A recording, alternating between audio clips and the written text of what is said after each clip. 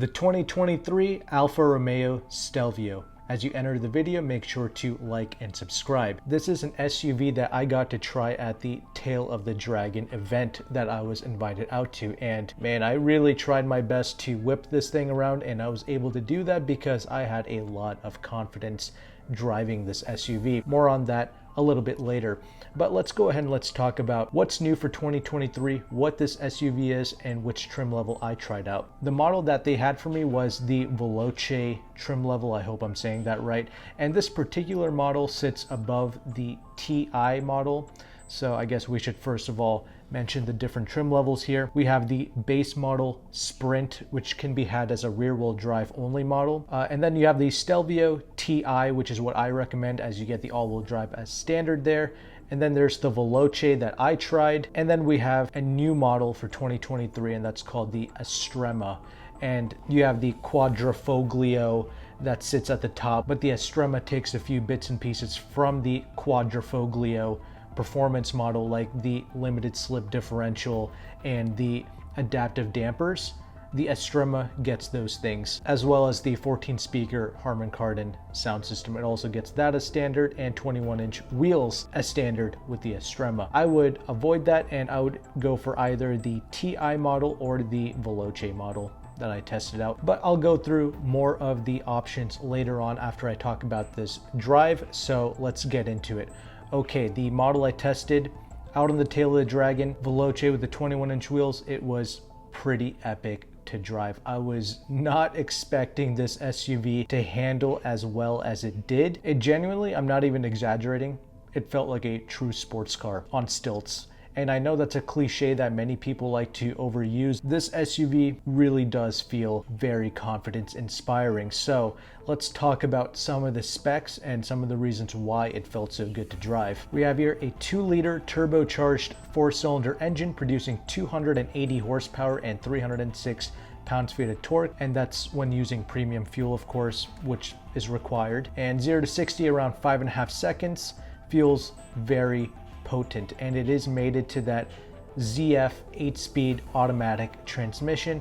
Now, the automatic transmission I do have a bit of a gripe with, because this car has these massive paddle shifters, column mounted shifters, and out on the Tail of the Dragon when I was trying to whip this thing, obviously I was in the manual mode. However, it wasn't too keen on downshifting, especially into second, and in general it's a bit slow to downshift, which is a shame, because products like the Dodge Challengers and Chargers that utilize the 8-speed automatic, they are so quick and snappy to respond, and this vehicle with the massive paddle shifters, it just wasn't that enthusiastic when it came to downshifting. Now granted, when you put in the regular automatic mode, it does just fine. It's great for everyday driving, but I'm just saying, you know, every time I'm presented with a vehicle with these massive paddle shifters, it never delivers the shifting performance I want. And then the little Challengers and Chargers with those little pads, that thing shifts tremendously well. So it was a bit of an unfortunate thing, but regardless, like I said, does fine for everyday driving.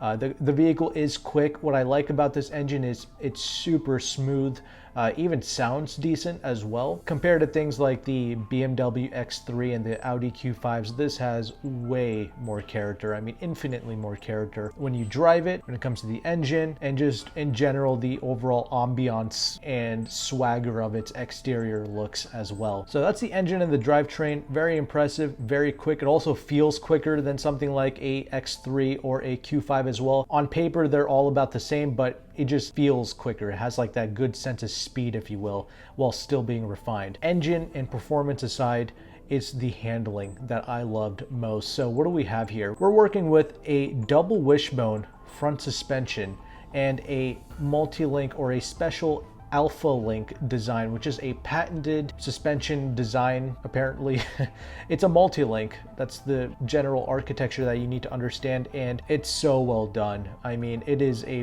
very good suspension setup, because not only does it pretty much eliminate body roll, but the ride quality isn't half bad, even with the optional 21-inch wheel. So I said that the Estrema model that sits above this Veloce, it gets the 21-inch wheels as standard. Well, with the Veloce model, you get 20-inch wheels as standard, and I think that's fine. That's exactly what I would go with. I wouldn't pay up for this 21-inch model because you do feel the bumps just a little bit.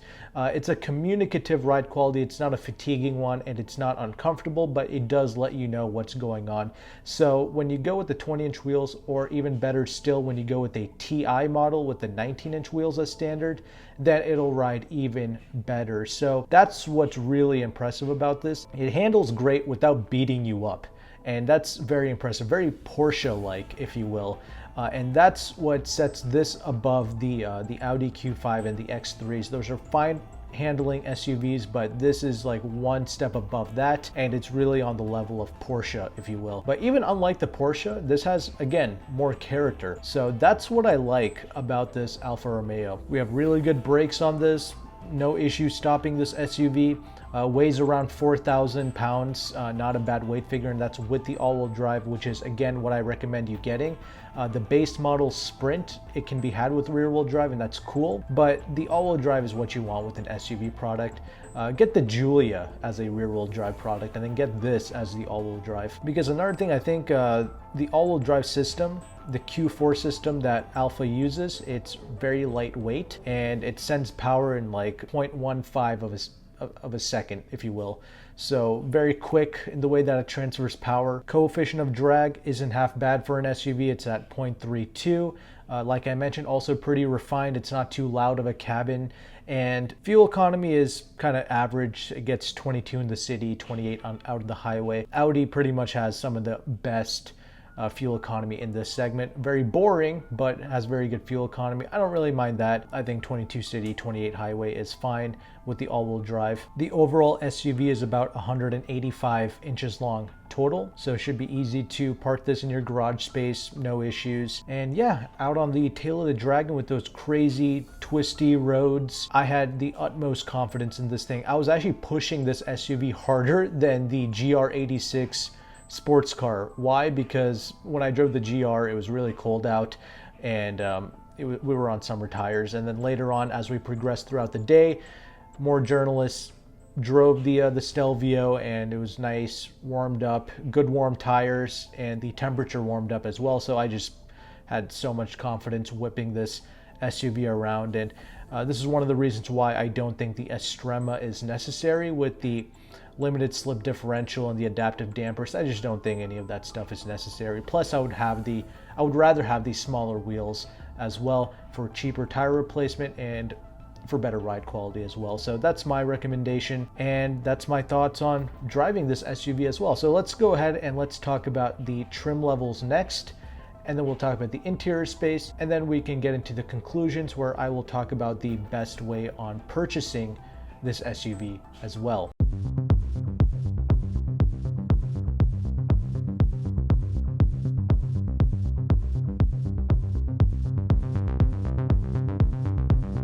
Okay, trim levels. Let's talk a little bit more in depth about this. As I mentioned, the Sprint is the base model, and it can be had as a rear-wheel drive model, and it's going to start at around $46,500. All-wheel drive is going to be a $2,000 option on the Sprint. Once again, not worth it. But what I do like is the fact that even on the base model Sprint, Alfa Romeo gives you some good safety features as standard, like the blind spot. I love that that's standard. You also get front collision assistance. It will completely stop if it detects a vehicle cutting you off or whatever the case might be. And you also get front and rear parking sensors as well, all as standard. Those are pretty much all the safety features that I find useful. I'm glad that that's standard. You can pay up for an additional active safety package as well, but I don't really think that's necessary. I think they give you everything you need as standard, and I appreciate that. But as I mentioned, stepping up to that TI model, you get a slightly better looking SUV with the 19-inch wheels. All-wheel drive is going to be standard here, and it's going to start at around $52,100. The only thing that I would add to the TI would be the premium interior and sound package for about $2,000. That's going to give you the 14-speaker Harman Kardon audio system, and it's going to give you a leather dashboard, and the upper portions of the doors, that's also going to be leather. I think that's worth paying $2,000 for. So you should be around $55,000 with a well-spec'd TI. Now, the reason to go for the Veloce, like how I tested, is because you can get 20-inch wheels as standard, which look very good. I like their circle wheels, they look very cool. But most importantly to me, I like the fact that they give you the red leather interior option here. You can't get the red leather with the TI or with the Sprint. You have to step up to the Veloce. So yeah, the red interior is very nice. I would maybe get this SUV in like white or in gray and enjoy the red seats. I think that would be pretty stellar. And once again, I would also pay up for that $2,000 premium interior and sound package. So a well-equipped Veloce is going to be around $57,500. Now that Estrema does give you the 14-speaker Harman Kardon as standard, but I don't want the 21-inch wheels. I think that's a little too extreme for this SUV, and I don't think the additional performance enhancements are worth it because this SUV has plenty of performance as is. Like I mentioned, near Porsche levels actually. That's how good this SUV is. Now the Quadrifoglio, now that is going to be a badass driving experience for sure with that turbo V6, that Ferrari derived engine. Apparently it's not just a Ferrari V8 with 2 cylinders chopped off. I think they just brought in a Ferrari engineer and they just helped them develop this engine. I believe that's it. I'm sure an Alfa expert will correct me in the comment section, but yeah, the quad is going to be $87,000 starting, so around 90 grand with some options. Very expensive. It's also going to lease out for a lot of money as well, just so you know. But that is a pretty cool SUV. I'll talk more about that during the end when I talk about leasing and how I would personally purchase this SUV. But for right now, let's go ahead and let's transition over into the interior segment now.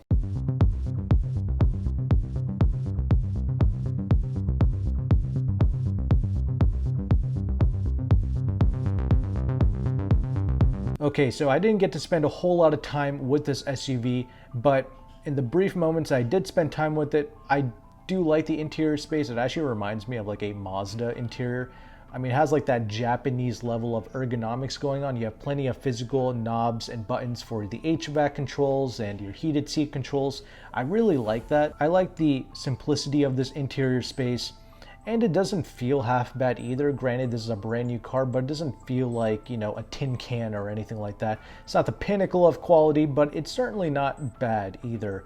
It felt rather solid and there was nothing creaking and rattling in there. But if you're an owner of this SUV, let me know how the interior has held up for you. You have your 8.8-inch infotainment screen, which many journalists complained that it's too small and it's not good enough. Weren't these the same people that were ranting and raving about how good the Uconnect system is? 8.8 inches is a decent size for sure, and you get your Apple CarPlay and your Android Auto, but I believe it is wired, but regardless, that's fine. I like the girth of the steering wheel. That felt nice. I like how the engine stop start button is on the steering wheel as well. Very Ferrari-esque. Yeah, you have the massive paddle shifters, the column mounted shifters, which is very cool to behold, but not really of much use. I would rather just drive this in the regular automatic mode. Seats were reasonably comfortable, but I didn't spend a whole lot of time with it.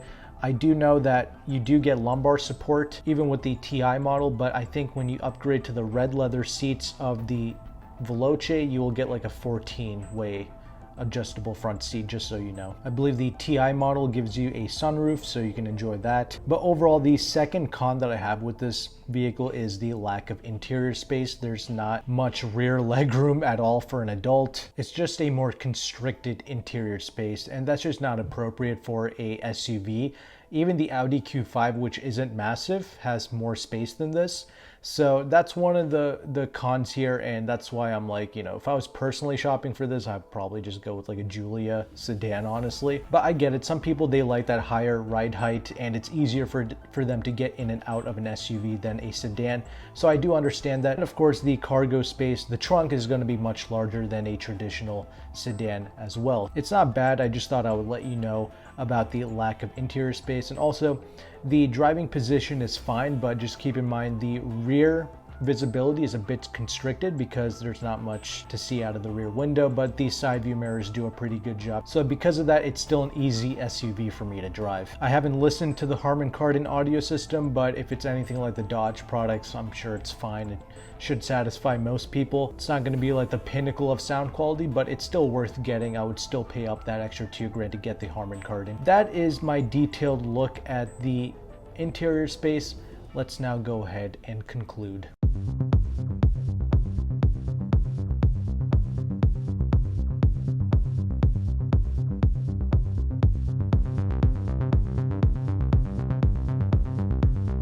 Okay, overall, would I recommend buying this SUV? I would recommend leasing this SUV. That's the best way to enjoy this product, and lease I would, because this is a seriously fun product to drive. If I was shopping for like a BMW X3 or a Q5, or hell, even a SQ5 or like the X3 M40i, I would actually probably go with this Stelvio and save a boatload of money, because even the regular X3s, they're pretty much impossible to find now in this market. The Audi Q5 is being sold at a pretty good discount. However, it is so boring to drive, the Q5. It is easily the most dull SUV out there. But I'm not saying that the X3 or the Q5 are bad products. It's just that they're a bit boring, a bit dull, and the BMWs are pretty hard to come by. Whereas this Alfa, it's going to be more readily available, and it does a good job bridging the gap between something like the performance version of the BMW or the SQ5 and the regular Q5 and the regular X3s, because this honestly handles and drives better than either of those options. And the way they have this engine tuned, the torque figure of this is very good, feels very effortless. It's a smooth engine, so because of that, the speed is there and it feels quicker than what the numbers would suggest. That's another reason why, if you're considering the performance Audis or the performance BMWs, this is a good reason to consider the Stelvio. And as I mentioned, the driving feel is almost like Porsche level. So that's a lot of value for money there, because a Porsche costs a fortune. And this also rides better than like a X3 M40i or a SQ5. This actually rides a bit smoother, especially if you get these smaller wheels on it. It's also made in Italy, so if that's of value to you, well, there you go. This vehicle is produced in Italy. And actually I had a friend of mine that visited the Ferrari, Maserati, Alfa Romeo assembly plants in Italy, and he said he was actually pretty impressed with their quality control and the way they produce these cars. He said he has a newfound respect for the Alfa, Maserati, Ferrari brands, because he was able to see them being made and they were doing a good job of it. But still, my personal way of purchasing this would be as a lease. I would go through one of the leasing brokers on the Lease Hacker website. I found a guy named Aronchi. I have no affiliation with this individual. I'm not partnered with him. I've never talked to him. I don't know anything about him. But pretty much all the brokers on Lease Hacker are pretty good. And I think I saw he was offering like 14% off MSRP on a 2022 Stelvio TI. That's exactly how I would buy this vehicle. That's how I would lease this vehicle. Get it at 14% off, take advantage of any incentives on top of that if you qualify for it, and lease it, because the resale value of these Alfa products are not the best, just the way it is. You can hedge yourself against that by leasing it. Fortunately, the interest rate on these Alfa Romeo leases are like damn near 0%, unlike the BMWs and the Audis, where they're like 7 to 8% interest rate on their leases. So I think payments are like $650 a month, which that's a bargain compared to the Audis and the Beamers right now in this market. So that's what I would take advantage of. It's a tiny little vehicle, I admit, but if you don't care about rear seat passenger space, then this is definitely the SUV to go with, in my opinion. I think the warranty is like 4 years, 50,000 miles. That's definitely not bad. I think they give you 1 year of free maintenance as well. So that's how I would take advantage of this. I'll leave a link to the Aronchi, or whatever the hell his name is, information in the description box. Once again, I'm not affiliated with them. I don't get any money out of recommending this guy. The broker that I'm partnered with, AutoCompanion, they have no affiliation with Alfa Romeo, so that's why I can't recommend AutoCompanion in this. But owners, let me know your thoughts in the comment section below. You know, what it's like with some miles on it. Thanks again for watching this video. My next video will be on the end screen here, and I'll see you there.